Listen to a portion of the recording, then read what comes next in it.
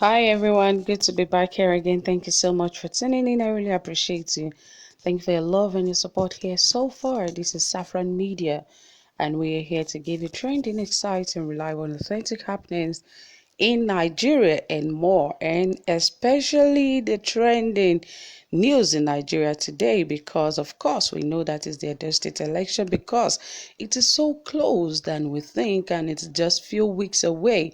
And there's a lot that has been going on as regard the House of Assembly, the candidates of the People's Democratic Party and the APC, and all sorts. And we ensure that we give you details of what has been going on in the state, and we are not doing anything short of that at the moment. Yes, and right here, Obaseki said Oshiomhole actually deceived the 14 Edo lawmakers. And why has he said this, and what has happened again? I will bring the details to you shortly. But before then, if you haven't subscribed, please ensure you hit the subscribe button and also give this video a thumbs up, and don't forget to turn on the notification bell so you get notified anytime we drop a new video. Okay, without further ado, let us dive right into the details of this report, as it says that Cleric and others also canvassed support for governor's re-election. Edo State Governor Godwin Obaseki has said that the 12 House of Assembly members elect who refused to show up for the inauguration and two others were deceived by the sacked national chairman of the All Progressive Congress, APC, Adams Oshiomhole.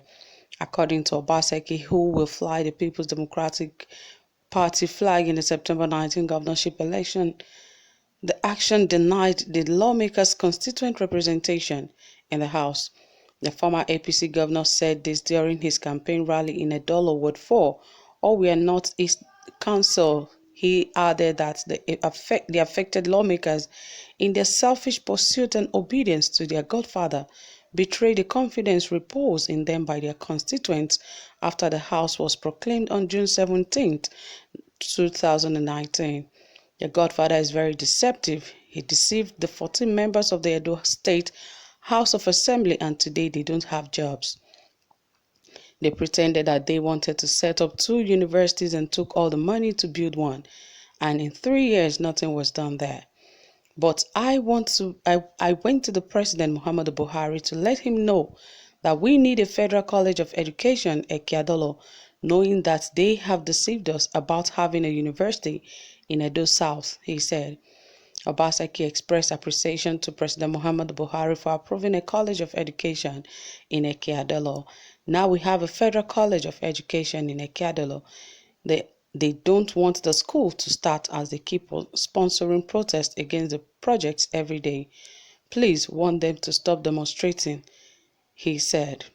Meanwhile, the executive director of Canvassers for Democracy and Rule of Law, Reverend Martins Olu, has said that Obaseki deserves the overwhelming support of Edo people in his bid to continue his development strides in the state. I would long I would have long sold out, but only a foolish man will leave a performing governor whom he has direct access to and who has been good to him to a side that is uncertain and packed already, he said. Also, chairman of Edo PDP Campaign Council Chief Dan Obi said in the 8 years of Oshiomhole's administration, Ekeadolo people were abandoned as the existing institution in the area was abandoned and a new one built in Iyamo.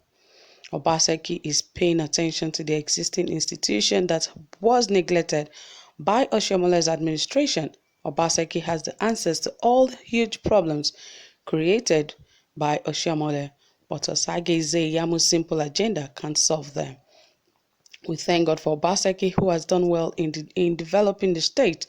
We all have benefited from his developmental strides in the last 3 years and 8 months. Oshiomhole is not God and can't decide who will become governor in Edo State. It's only the people that cannot decide, but Edo people will decide who their governor will be.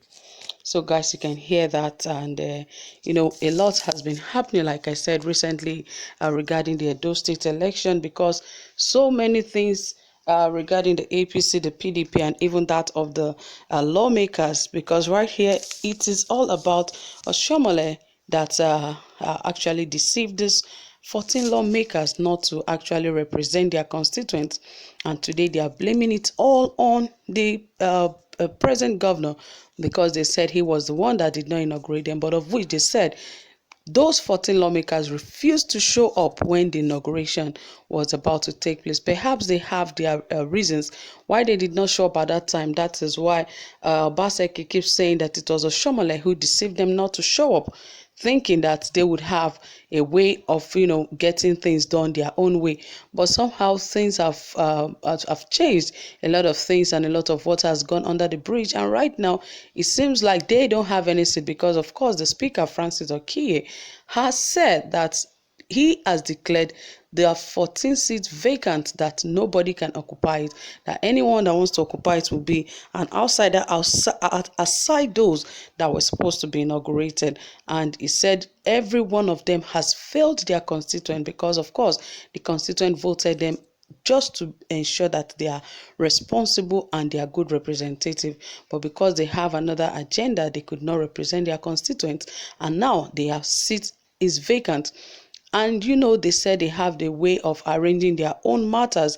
They have things that they are doing in their own way, but really things cannot work out that way. A house cannot have two house of assembly, and that has really been causing there to be a factional house in the Edo State. And now that the election is near, we hope that everything will be settled, and we hope that the APC are being called to order, because right now it is the faction of the APC on one side, because they are in support of Oshiomhole. And if you could remember that they said they have their own speaker, they have everything and all of that. But who does that? Who really does that? It is uncalled for, and it is not even constitutional for any nation or any state to have two house of assembly. It is really uncalled for. So that is really not an option at the moment. I think they should look for something better to really hold against the governor, but not having two factions of the House of Assembly.